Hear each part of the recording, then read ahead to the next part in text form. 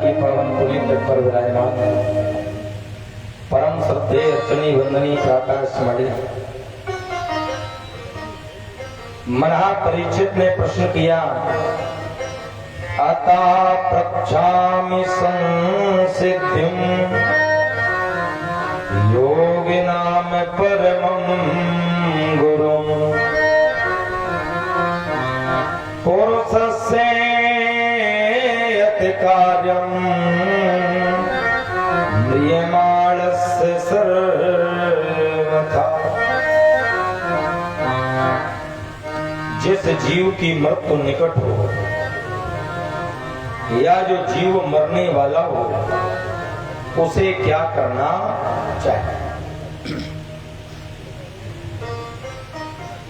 जैसे किसी को बुखार आ जाए, चोट लग जाए,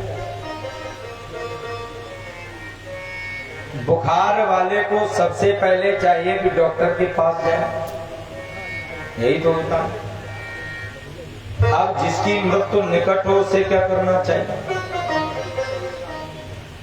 सुखदेव जी ने जब इस प्रश्न को सुना बड़े ही आनंदित हो गए।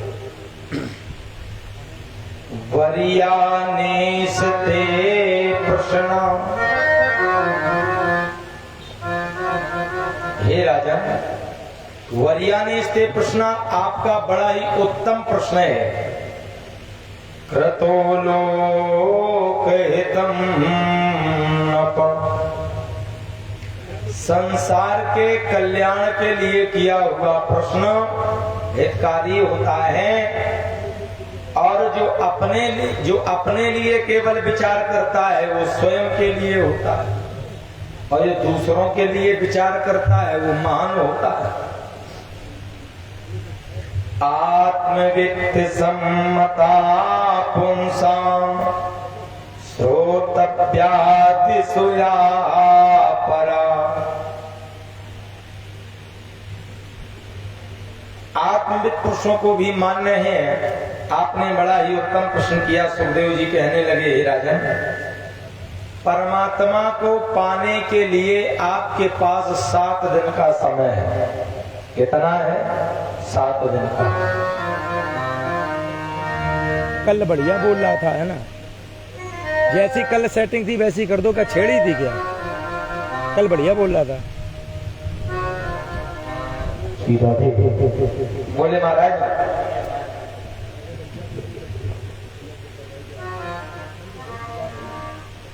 खट्वांगो नाम राजर्षः। आपके जो राजा जो खट्वांग हुए हैं उन्होंने एक मूर्त यानी 2.5 घड़ी में, 2.5 घड़ी का मतलब 1 घंटे में उन्होंने भगवान को प्राप्त कर लिया। आपके पास 7 दिन का समय, क्यों परेशान हो? भगवान को पाने के लिए उपाय बताइए। आज के समय में कोई जीव उपाय करना नहीं चाहता है। वो ये चाहता है कि सब्जी सीधी बनी बनाई मिले, ना बाजार करना पड़े, ना बनाने पड़े, ना सिलेंडर भराने पड़े, बस सीधी मिल जाए। अच्छा, बिना कर्म के कुछ मिलेगा? कुछ नहीं मिलेगा। कर्म करना पड़ता है। बोले भगवान को पाने के लिए बड़े सरल उपाय बताए भागवत में। जितासनो जितश्वासो। जितासनो माने अपने आसन को जीतना। आसन को जीतने का मतलब है एक आसन पे बैठ के भगवान की पूजा करना। ऐसा नहीं है कोई आ गया तो यहाँ से उठे, रोड पे खड़े हो गए, माला घुमाने लगे, या बोले बकरिया ढिल गई, बोले महाराज बांध दो। ऐसा नहीं है। जितासनो जितश्वासो, अपनी श्वासों पर विजय प्राप्त करना। और जिते संगो जिते इंद्रिया, अपनी इंद्रियों पर विजय प्राप्त करना।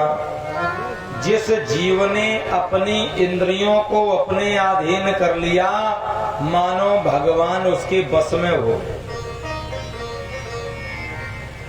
11 इंद्रियां हैं, 5 ज्ञानेंद्रियां, 5 कर्मेंद्रियां, एक मन मिलाकर 11 हैं।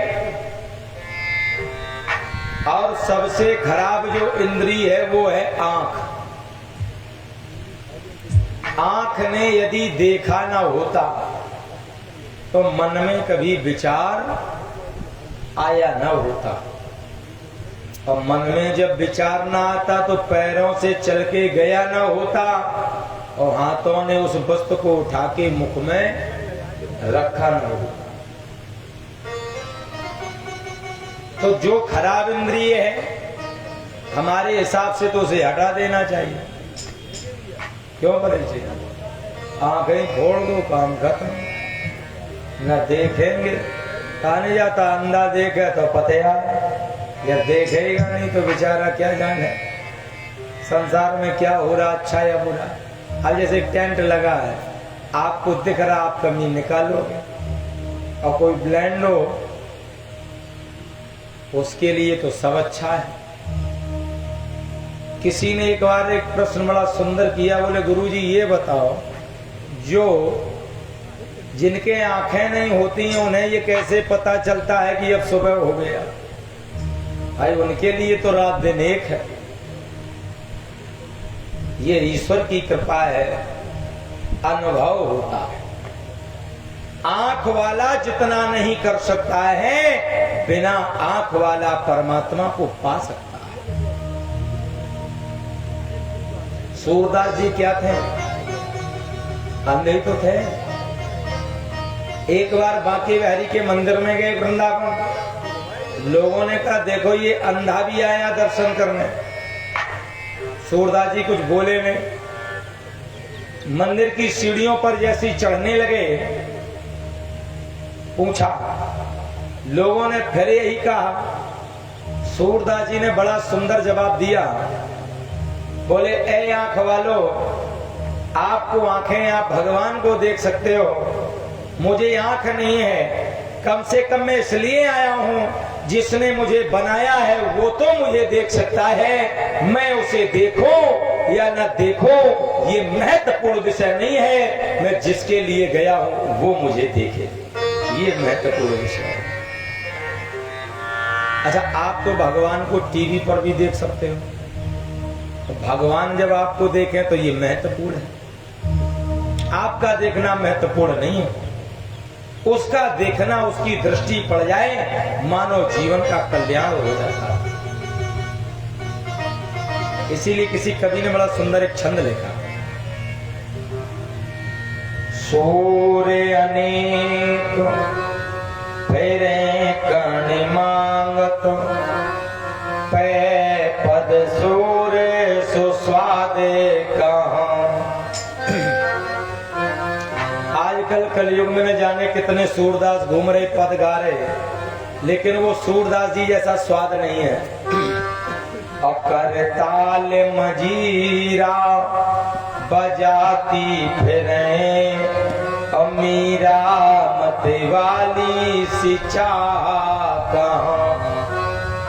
आजकल देखो हर गांव गली में मीरा बाई मिलेंगी भगवान का भजन करते हुए, लेकिन जो वो मीरा एक थी, उस मीरा जैसा भाव किसी का नहीं है। और सिया राम कथा कितनों ने लिखी, पर तुलसी जैसी मर्याद कहाँ। तुलसीदास जी जैसी मर्यादा नहीं है कि भगवान बसे प्रति खम्मन में, पर कालन को प्रहलाद का। आज भी भगवान है, लेकिन अब वो प्रहलाद जी जैसा भाव नहीं है। मालूम क्यों? किसी ने कहा हनुमान जी की पूजा करो, कृपा होगी। 15 दिन भगवान हनुमान जी को अगरबत्ती लगाई, कृपा नहीं हुई, हनुमान जी रिजेक्ट, काली मैया शुरू। काली मैया पगरबत्ती सुनो। काली मैया ने नहीं सुनी, आ जाओ अब राम जी। एक निश्चय नहीं है, संकल्प नहीं है दृढ़, इसलिए महाराज आज बड़ा सुंदर उपाय बताया और भगवान के विराट स्वरूप का दर्शन कराया। पद पाताल शेष यज धाम,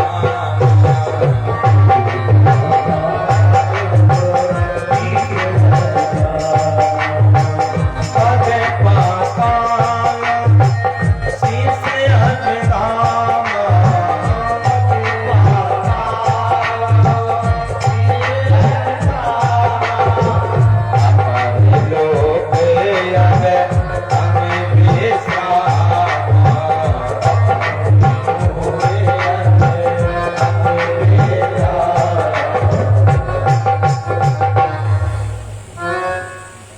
आज विराट स्वरूप का दर्शन कराया।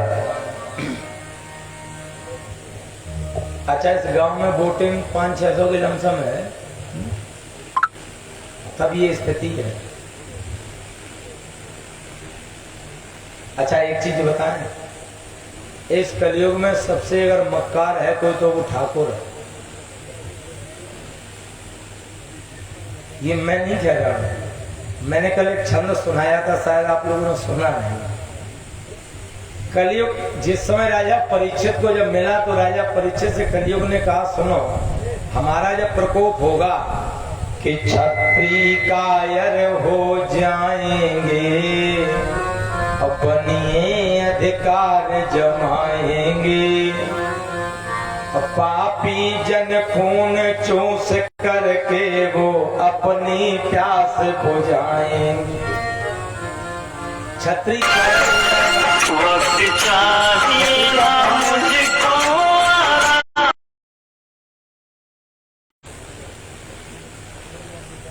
संसार रूपी शरीर में मुख रूपी ब्राह्मण, क्षत्रिय रूपी भुजाएं, पेट रूपी वैश्य और पैर रूपी शूद्र। अब सच बताना, शरीर का अगर कोई एक भी अंग भंग हो जाए तो शरीर की शोभा बिगड़ेगी या नहीं? बिगड़ जाएगी। क्षत्रिय का काम है, क्षत्रिय का काम है ब्राह्मण की रक्षा करना। और ब्राह्मण कैसा है? तीनों के लिए अपना जीवन निछावर कर देता है। जैसे मुख से जो भी कुछ खाया वो गया कहां? पेट में। अब पेट में जब गया तो खाए हुए अन्न का जो पौष्टिक है वो सारे शरीर में पहुंचा। पैरों को भी ताकत मिली, हाथों को भी ताकत मिली और शरीर को भी ताकत मिली। मिली या नहीं मिली? अब ब्राह्मण अगर मुख खाए ना तो फिर नली लगाई जाए, फिर रसगुल्ला छेना भीतर नहीं जाए, केवल लिक्विड। संसार का गुरु है ब्राह्मण, ब्राह्मण गुरु सन्यासी। यदि अगर घर का मुखिया ही बिगड़ जाए तो घर के बच्चों को बिगड़ने में समय नहीं लगता। हम आप जातियों में बटे हैं, बोले वो पंडित जी हैं, वो ठाकुर साहब हैं, बोले ये राजपूत जी हैं, यादव जी हैं। जातियां हैं मनु जी ने बनाई। मनुस्मृति में जाति क्यों बनाई गई मालूम है? जाति बनाने का एक कारण है। जैसे खेत में सब्जी अनेक प्रकार की फसल क्यों होती है? क्या केवल आलू खा के जीवन व्यतीत नहीं हो सकता? या दाल खा के क्या जिंदगी नहीं चल सकती? बोले अलग अलग क्यों? बोले आज आलू खाओ, कल दाल खाओ, फिर मटर पनीर खाओ, अलग अलग व्यंजन। इसी प्रकार से यदि अगर एक ही संसार में होगा, व्यवस्था अव्यवस्था हो जाएगी। जैसे घर में अगर सभी मुखिया हो जाएं तो व्यवस्था तो भंग होनी ही है। जहां एक मुखिया नहीं होगा तब तक व्यवस्था सुचारू रूप से चलने वाली नहीं है। इसलिए मनु जी महाराज ने मनुस्मृति में जातियों का बंटवारा किया। क्यों बनाई गई? बोले वेद पाठी ब्राह्मण, ये तब की बात है, कलयुग की नहीं है। लड़ाई करने वाला क्षत्रिय, सेवा करने वाला वैश्य, खेतीबाड़ी करने वाला शूद्र। अब सच बताना, किसान अगर खेत में खेती न करे तो कितने भी बड़े तुम नेता बने रहो, खाओगे क्या? किसान से ही सब जुड़ा है, एक दूसरे के पूरक हैं, कोई किसी से कम नहीं है। बगैर एक दूसरे के चलना असंभव है। लेकिन हमारी आपकी मानसिकता ही केवल बिगड़ गई, इसलिए इन जातियों में बंटवारा हो गया। आज के पहले गांव गली में कितना प्रेम होता था, एक दूसरे के बुजुर्गों का सम्मान। अब ये सम्मान कहाँ चला गया? मैंने कहा अधिक ज्ञानी ज्यादा परेशान है। जो जितना, मैं तो ये कहता हूं इससे अच्छा बिना पढ़ा जाना अच्छा होता है, क्योंकि वो समाज की संस्कृति और संस्कारों पर तो जीवन जीता है। ज्यादा पढ़ा हुआ वो अपने आप अपने अलावा किसी की लगने ही नहीं देता, क्योंकि संस्कारों से बढ़कर कुछ नहीं है। आप किताबी ज्ञान कितना भी हो जाए, जब तक प्रैक्टिकली ज्ञान नहीं होगा तो किताबी ज्ञान भी फेल हो जाता है। अब प्रैक्टिकली क्या है? समाज में उठना बैठना, समाज में रहना, बोलना चालना। कहा जाता है पढ़े से ज्यादा कढ़ा हुआ व्यक्ति अच्छा होता है। आज वही तो राजा परीक्षित को सुखदेव जी कह रहे हैं, हे राजन, सुख दो प्रकार का होता है। एक लौकिक सुख होता है, एक अलौकिक सुख होता है।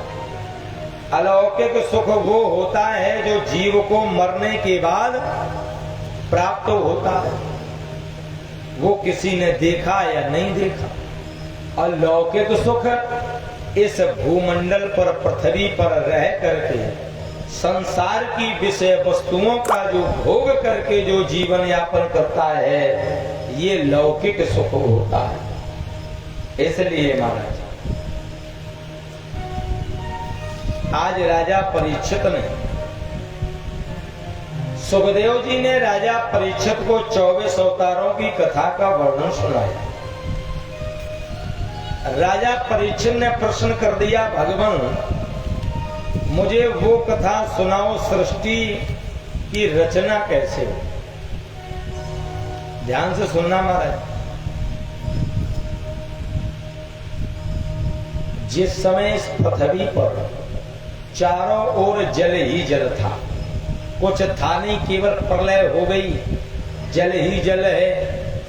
शेष सैया पर विराजमान भगवान विष्णु, भगवान विष्णु की नाभ से कमल निकला, कमल पर ब्रह्मा जी का प्रादुर्भाव।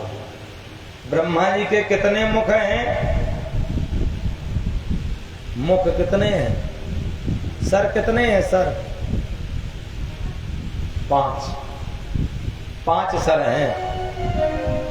एक सर ऊर्ध्वबाहु नभो दृष्टि, चारों तरफ। एक जो सर है वो ऊर्ध्वबाहु नभो दृष्टि। ये कथा है शिव पुराण की।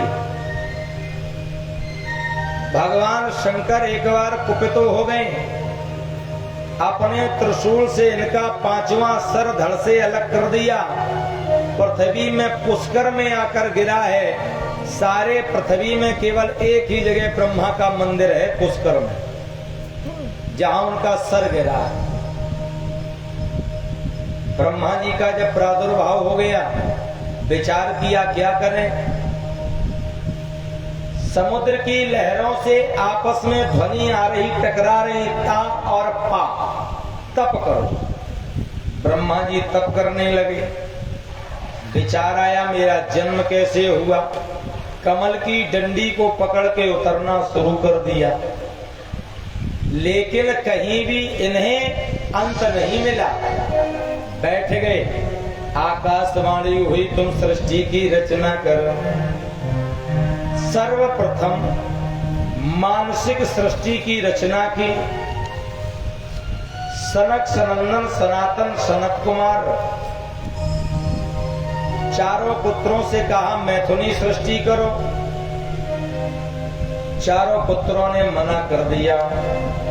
पिताजी मैं संसार के बंधन में नहीं पड़ना चाहता हूं। क्रोध आया। भवों के बीच के स्थान को कहते हैं त्रिपुटी। एक रुद्र पैदा हो गया। देखते देखते बड़ा हो गया। कहो पिताजी जाओ सृष्टि की रचना करो। कैलाश पर गए। भूत प्रेत चुड़ैल इत्यादि बनाने लगे। ब्रह्मा जी ने सोचा देखें तो क्या बनाया। ब्रह्मा जी को वो खाने दौड़े। ब्रह्मा जी ने कहा पुत्र रुक जाओ, ऐसी सृष्टि नहीं चाहिए। आ गई। अब महाराज इन्होंने कुछ ऋषियों को उत्पन्न करना शुरू कर दिया। उत्संगा नारदो जगे। नारद को अपनी जांघों से, दक्षो अंगुष्ठात स्वयं भुवा। राजा दक्ष को अपने दाहिने पैर के अंगूठे से, अंगरा को मुख से, अत्रि को आंखों से, मरीच को मन से, पुलस्त को कानों से, पुलह को नाभ से, क्रतु को हाथों से, भृगु को चमड़े से, आदि आदि उत्पन्न कर दिए। दाहिने पीठ से महाराज अधर्म, पीठ से अधर्म, दाहिने स्तन से धर्म, नीचे के ओंठ से लोभ। व्यक्ति जो लोभी होता है वो हमेशा ओंठ दबाएगा। मुख से सरस्वती मैया का जैसे ही जन्म हुआ तो ब्रह्मा जी अपनी ही पुत्री को देखकर मोहित हो गए। कथा सुनाई जाती। लोगों ने सोचा इस प्रकार से समाज में गलत प्रभाव पड़ेगा। एक पिता पुत्री पर मोहित हो गया।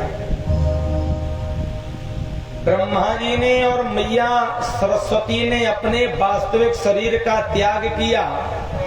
अब प्रत्यक्ष स्वरूप का जो मिलन हुआ उसे कहते हैं संध्या।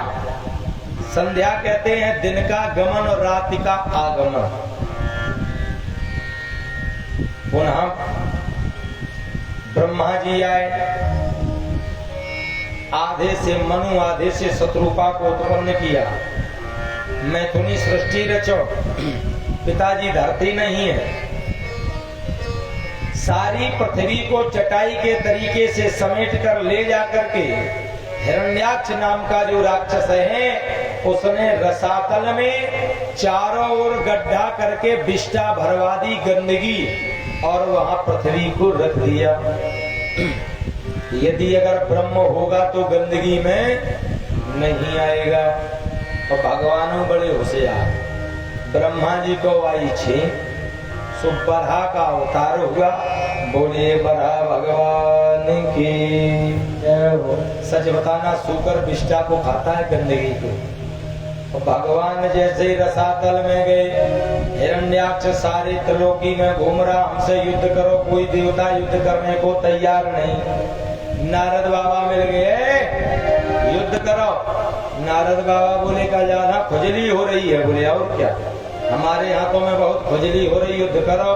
नारद बाबा बोले जाओ तुम्हारे पिताजी आ गए हैं, जल्दी जाओ रसातल में। और जैसे ही आया बड़ा भगवान ओंठों पर पृथ्वी को रखकर वापस ले आ रहे। बड़ा भगवान को रास्ते में घेर लिया है, युद्ध करो।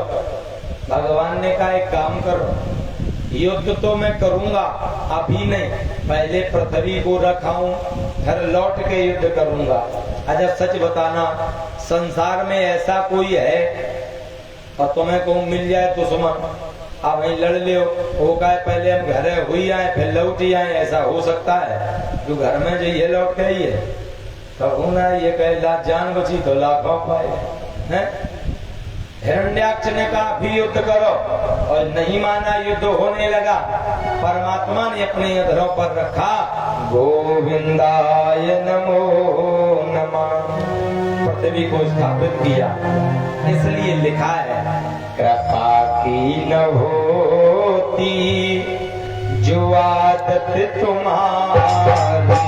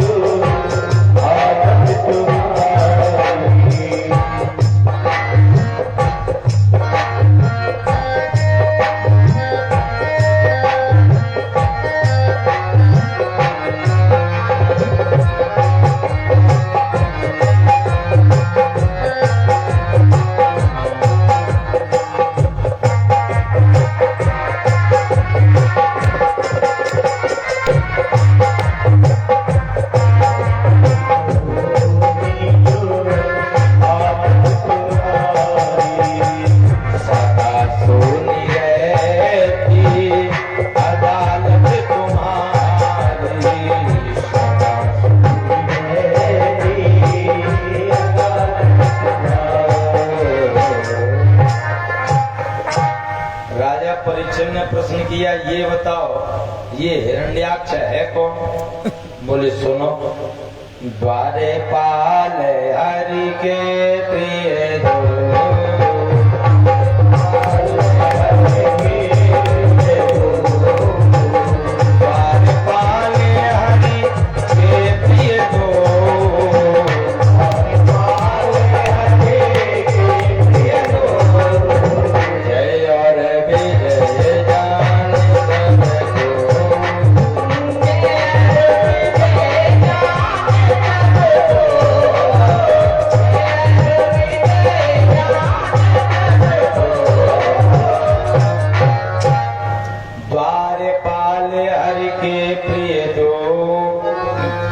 जय और विजय जान सबको। भगवान नारायण के ये दो द्वारपाल हैं, एक का नाम है जय, एक का नाम है विजय। इन्हें राक्षस बनना पड़ा। कैसे? एक बार ब्रह्मा जी के मानस पुत्र जा रहे हैं, इन्होंने ड्यूढ़ी पर 3 बार रोका तो ब्रह्मा के मानस पुत्रों ने श्राप दे दिया, जाओ। आज साउंड बहुत बुरा बोल रहे हो।